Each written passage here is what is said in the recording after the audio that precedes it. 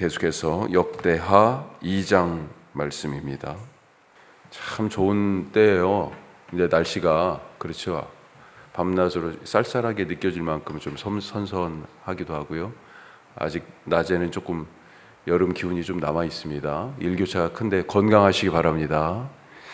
자, 오늘 역대하 2장 말씀은 솔로몬의 성전 건축 준비에 대한 말씀입니다. 어제 왕으로서 솔로몬이 기브온 산당에 가서 백성들 속에서 왕으로서의 가장 중요한 직무인 재판을 잘 할 수 있는 그런 지혜와 지식, 듣는 마음을 구하고 하나님께서 그것에 대하여 복을 주시는 그런 장면을 1장에서 읽었는데, 이제 2장은 본격적으로 성전을 건축하는 일을 이제 착수합니다.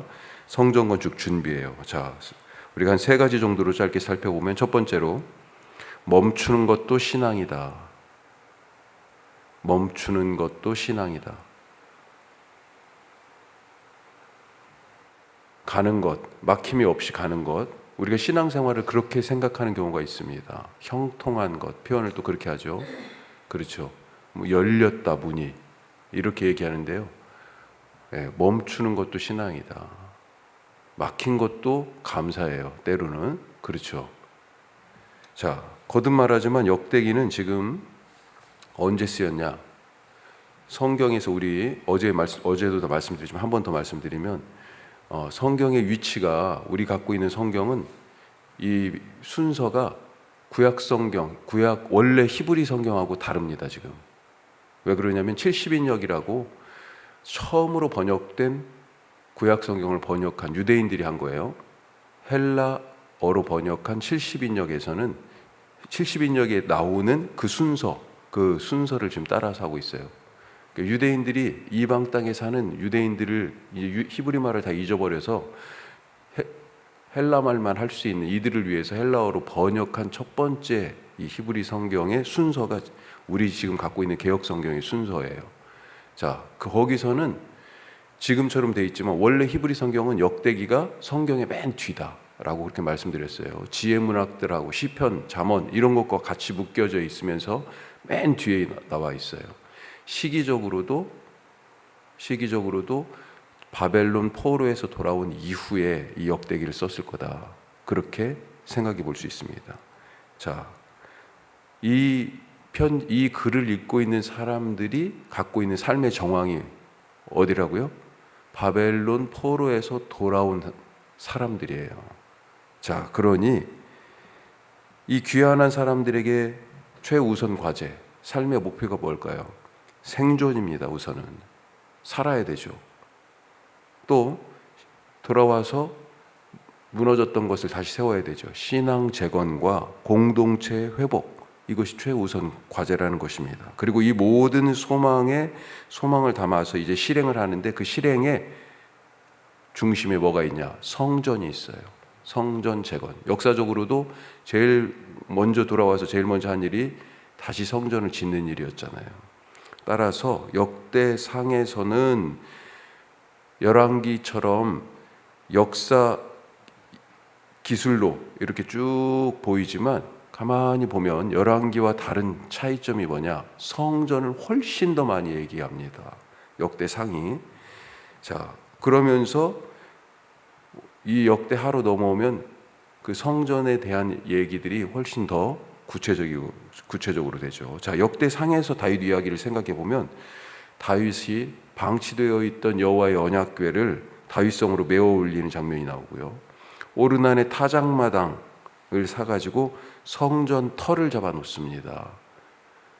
그리고 건축 자재들을 쭉 준비해 나온 얘기들을 열왕기와 다르게 아주 자세하게 얘기하고 있고요. 제사장과 레위인들로 구성된 찬양대, 문지기, 성전에서는 몇 개 조로 편성해 가지고 어떻게 섬긴다, 이런 제사장과 레위인들의 성전 조직을 구체적으로 다 짜놨고요. 거기에 더해서 성전 설계도까지 다 마련해 놨다 하는 그런 얘기들이 열왕기와 다르게 역대기 상에 기록되어 있습니다. 자, 이렇게 다윗이 재료도 또 설계도까지 다 그렇게, 사람들도 그렇게 다 준비를 했고요. 무엇보다도 다윗에게는요, 성전 건축을 향한 열심이, 그 열망이 누구보다 컸어요. 누가 다윗이 갖고 있는 이 성전을 향한 열망보다 큰 사람이 있을까? 아마 최고이지 않았을까 싶습니다. 너무도 성전을 짓고 싶은 거예요. 그런데 하나님의 뜻은 달랐습니다. 다윗의 마음을 분명히 아실 텐데 그가 지금 무엇을 하고 있는지, 그 왕으로서 행했던 일들의 중심에 성전 건축이 있었다니까요. 자기가 왕이 된 것은 성전을 짓기 위함인 것 같은 그런 모습이었어요. 그런데 하나님의 뜻은 달랐어요. 다윗이 성전 짓는 것을 허락지 않으셨잖아요. 그리고 그 일이 오늘 우리가 읽은 이 솔로몬에게 넘겨졌습니다. 그러니까 음식 준비는 다윗이 다 해놓고 솔로몬이 밥상만 딱 차려낸 거 아니에요. 예. 애는 다윗이 쓰고 영광은 솔로몬이 차지한 그런 모양새. 하지만 우리가 신앙생활이라는 것이 그렇잖아요. 내가 하고 싶다고, 또 내가 할 수 있다고 다 하는 것이 아닙니다. 하나님이 가시면 따라가는 것이 신앙생활인 것처럼 하나님이 멈추시면 멈추는 것도 신앙입니다. 우리는 멈추게 할 때마다 내가 바라고 기대하고 마음이 이미 거기 쏠려 있으니까 거절당한 것 같은 그런 느낌 때문에 힘들어하는데, 사실은 하나님이 막으시는 것도 신앙이에요. 그렇죠? 그것을 따라가는 것이, 멈추는 것도 신앙이다. 우리가 잊지 마시기 바랍니다. 자, 두 번째로, 하나님은 성전보다 크시다. 성전보다 크신 하나님. 자, 성전은 신전 개념을 거부합니다. 신전하고 성전이 지금 달라요. 예. 제가 굳이 지금 구별해서 말씀드리는데, 신전은 신이 머무는 집이에요. 신의 거처입니다. 거기에는 뭐가 있어요? 신의 형상을 두었습니다. 신의 형상. 사람들이 그 신을 위하여 집을 짓고 신을 거기에 둡니다. 신의 집이라니까요. 그 신들이 각각의 신으로서의 역할과 영역이 있죠. 하늘도 관장하고 땅도 다스리고 바다도, 해와 달도, 구름도 비도, 그렇게 서로 자기 책임, 자기 관할 구역이 다 있고 그러겠지만, 사실 그런 신들을 그렇게 이름 붙여놓은, 그런 신들을 그 신전이라고 하는 집에다가 가둔 것 아닌가요? 인질로 삼은 것 같아요. 사실 다른 관점으로 보면 비를 관장하는 신을 거기 신의 집에다가 딱 놓고 뭐예요? 비를 내려줘. 우리가 필요할 때 비를 내려줘. 오히려 자기들이 원하는 것을 강요하고 그것을 행하도록 신의 형상을 거기다 놓고 인질로 잡아놓고 협박하는 거 아닌가. 마치 반려동물을 키우듯이 사람들이 사랑을 주고 자기 욕망을 투사하는 그런 도구로서의 신전과 신의 형상. 이런 점에서 성전은 신전과 다릅니다. 오늘 솔로몬은 성전을 지을 계획을 말하면서도 이 성전이 하나님께 합당하지 못하다, 이런 모순적인 말을 해요. 자, 6절 말씀 한번 보죠. 6절, 역대하 2장 6절입니다. 자, 같이 한번 읽겠습니다. 누가 능히 하나님을 위하여 성전을 건축하리요? 하늘과 하늘들의 하늘이라도 주를 용납하지 못하겠거든 내가 누구이기에 어찌 능히 그를 위하여 성전을 건축하리요? 그 앞에 분향하려 할 따름이니이다. 뭐라고 말하고 있습니까? 솔로몬이 지금 성전을 지으면서 하나님에 대해서, 하나님을 위하여 짓는 이 성전에 대해서 크다라고 하는 말을 반복해서 하고 있어요. 5절 앞부분에 봐도요, 내가 건축하고자 하는 성전은 크다 그렇게 얘기하고요, 지금 읽은 6절 말씀도 그렇고 9절 뒷부분에 가도 보면 내가 지을 성전은 크고 화려할 것이다. 크다는 얘기를 반복해서 얘기합니다. 하지만 지금 6절 말씀처럼 이 성전이 아무리 커봐야 하나님께는 택도 없다. 그렇게 지금 말하고 있어요. 성전을 짓긴 짓겠는데 이거 하나님한테는 너무 터무니없는 성전이에요. 택도 없습니다. 왜요? 하나님은 하늘과 하늘들의 하늘이라도 감당할 수 없는 그런 크신 분이다. 세상에 누가 감히 하나님이 거하실, 하나님을 담을 그런 집을 지을 수 있는가? 불가능하다. 그렇게 얘기하죠. 뭐예요? 철저하게 하나님께서는 너무 크신 분이다라고 하는 것을 지금 전제하고 있습니다. 성경 다른 곳에서는요, 성전을 뭐라고 표현해요? 특히 지성소를 언약궤 위에 하나님이 임재하신다고 그랬는데 그것을 발등상이라고 얘기합니다. 하나님의 보좌는 하늘에 있고 발을 지금 내는 발판이에요, 발판. 이 성전 자체가 하나님을 담을 수 없는, 하나님은 너무 광대하시고 크신 분이셔서, 그래서 단지 오늘 솔로몬도요, 그 집이 필요한 이유는 단지 분향하기 위해서라고 그렇게 얘기합니다. 솔로몬은 이방의 신전 개념을 거부하고 있는 것입니다. 성전을 짓기는 하지만 그 성전에 하나님을 가두고 인간의 욕망을 위해서 신을 통제하고 이용하려는 모든 시도를 거부하고 있는 거예요. 하나님이 너무 크시기에. 그런 자기 중심으로 행해지는 모든 종교 행위, 이것은 신앙생활이 아니고요, 우상 숭배다라고 하는 것을 이 말씀 속에서 보여주고 있습니다. 자, 세 번째로 불신자들하고 협력하라. 오늘 그런 말씀을 하십니다. 전체적인 내용이 사실은 그렇죠. 불신자들과 협력하는 내용이에요. 자, 오늘 말씀은 크게 두 단락으로 나눠져 있는데 10절까지는 솔로몬의 얘기입니다. 성전 건축을 하려고 하니까 뭐가 필요합니까? 건축 자재가 있어야 되죠. 또 그걸 잘 다룰 사람이 필요하잖아요. 그렇죠. 그리고 이 두 가지를 도움을 누구한테요? 두로왕 후람한테 요청을 하죠. 사람도 보내주고 건축 자재도 좀 보내주셔. 적절한 값을 쳐드리겠소. 이렇게 지금 얘기하는 겁니다. 11절부터는 거기에 대한 두로왕 후람의 답변이고요. 자, 솔로몬이 요구한 게 뭐예요? 레바논의 백향목, 잣나무, 백단목 이런 건축 자재, 또 금속, 그리고 직물 이런 것들을 가공할 수 있는 특별한 기술자, 이걸 파견해 달라고 두로왕 후람이 긍정적으로 답신을 합니다.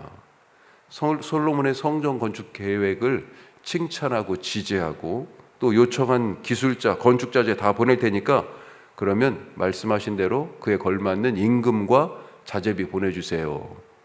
15절에 보면 돈 달라고 합니다. 공짜로 아니에요. 거래가 성사됐습니다. 기술자는 누구예요? 기술자가 기술이 아주 이 다방면으로 아주 유능한 사람이에요. 금속, 돌, 나무, 그 다음에 천, 이 직조하는 데 있어서 기술자 다 이런 걸 다 할 수 있고요. 또 보니까 출신이 어머니가 단지파 사람이네. 아빠는 두로 사람이고요. 목재는 어떻게 공급한다고 그랬습니까? 바다로 보낸다고 그랬어요. 배 가지고 바다로 띄워서 요빠, 항구도시 요빠까지 보낼 테니까 요빠부터는 솔로몬 당신의 사람들이 알아서 예루살렘에 거기서부터는 이송하시오. 그렇게 지금 얘기하는 거죠. 자, 이 모든 것이 어떻게 됐다는 겁니까? 이방 사람들하고 지금 협력해서 뭘 하는데요? 성전을 짓는데, 거룩한 성전을 짓는데 이방 사람들하고 지금 같이 협력해서 일하고 있어요. 후람이 이렇게 얘기합니다. 14절에 뒷부분에 보면 이렇게 돼 있죠. 그에게 당신의 재주 있는 사람들과, 지금 자기가 보내는 기술자 그 사람을 얘기합니다. 그 기술자와 당신의 재주 있는 사람들과 당신의 아버지 내 주 다윗의 재주 있는 사람들과 함께 일하게 하소서. 후람도 그렇게 얘기해요. 같이 일하면 되겠어요. 그 기술자 혼자 일할 수 있겠습니까? 아니죠. 이스라엘에도 기술자가 있을 거 아니에요. 같이 일하게 하셔서. 이미 앞에서 7절, 8절에 보면 그렇게 돼 있습니다. 끝에. 예. 솔로몬도 이 기술자 보내주면 나의 사람들과 함께 일하게 될 겁니다 라고 솔로몬도 그렇게 얘기를 했어요. 심지어 마지막 2절을 보십시오. 어떻게 돼 있어요? 당시에 이스라엘 속에 섞여 살던 이방인들이 있었는데 모두 15만 3,600명이다. 그렇게 돼 있습니다. 이번 성전 건축을 위해서 이 이방인들이 다 동원됩니다. 7만 명은 짐꾼, 8만 명은 벌목하는데 그 레바논에 파견 가는 거예요. 이 사람들 8만 명이. 그리고 3,600명은 공사하는 일에 감독으로 세웠습니다. 자, 성전이 하나님의 거룩한 집인데 이방인과 함께 지은 집이라는 겁니다. 이방인들과 함께 지었어요. 이것이 하나님의 뜻 아니겠습니까? 지금 오늘 보니까 솔로몬과 이 후람 사이가 얼마나 좋아요. 그렇죠? 어떻게 이렇게 친할 수가 있어요? 불신자들과 협력하라 말씀하고 계시는 것입니다. 성전도 그렇게 지었어요. 내가 성전을 짓는 일을 하면 그들도 나와 함께 하나님의 성전을 짓게 된다 하는 것입니다. 나와 협력하는 그 사람들이 내가 성전을 짓고 있으면요. 솔로몬이 지금 성전 짓고 있기 때문에 이방인들이 이 거룩한 일에 동참한 거 아니에요. 우리가 착각하지 말아야 됩니다. 어떤 말씀이냐면 고린도후서 6장에 보면 이방 사람들하고 멍에를 같이 매지 말라 이런 말씀이 나와요. 그래가지고 이방 사람들하고 거래도 하지 말고 뭐도 아니고 그렇게 생각하는데 그 말씀의 맥락이 우상 숭배의 맥락이에요. 우상 숭배하는 일에 같이 할 수 없죠. 하지만 성전을 짓는 일에 협력해야 되는 거죠. 내가 무슨 일을 하고 있느냐가 중요한 것입니다. 내가 무슨 일을 하느냐. 내가 성전 짓는 일을 하는데 이방 사람들과 함께 하는 것이라면 그 일은 이방 사람들이요 이 거룩한 하나님의 전을 짓는데 같이 함께 동참하게 되는 거예요. 구원으로 초청되는 그런 일이 되는 거죠. 오늘 우리가 그런 마음으로 세상 속에서 평화를 이루면서 이방인들과 협력하고 불신자들과 함께하고 그들 속에 예수 그리스도의 사랑을 전하고 하나님을 증거하시는 그런 하루 되시길 바라고 축복합니다. 기도하겠습니다. 3가지 말씀 나눴습니다. 멈추는 것도 신앙이다. 또 하나님은 성전보다 크시다. 성전 안에 하나님 둘 수가 없어요. 또 불신자들과 그들을 미워하고 혐오하고가 아니고 협력하고 평화를 이루어라. 그러기 위해서는 내가 하는 일이 성전을 짓는 일이어야 돼요. 예, 그런 하루 살아가게 하여 주시옵소서 기도하시고 오늘 수요 말씀마당 있습니다. 뿐만 아니라 우리 선교 동역지들을 위해서 기도해 주시고 주보의 지난주에 말씀 광고한 것처럼 어제부터 우리 교단 총회가 진행 중에 있습니다. 하나님 거룩한 교회 되게 하여 주옵소서. 한국 사회에서 영향력을 잃어가는 한국교회가 회개하는 그런 총회가 되게 하여 주시옵소서 기도하시고 우리 준혁이가 지금 현역으로 입영하는 건 아닌데 공익요원으로 복무하기 위해서 훈련 중에 있습니다.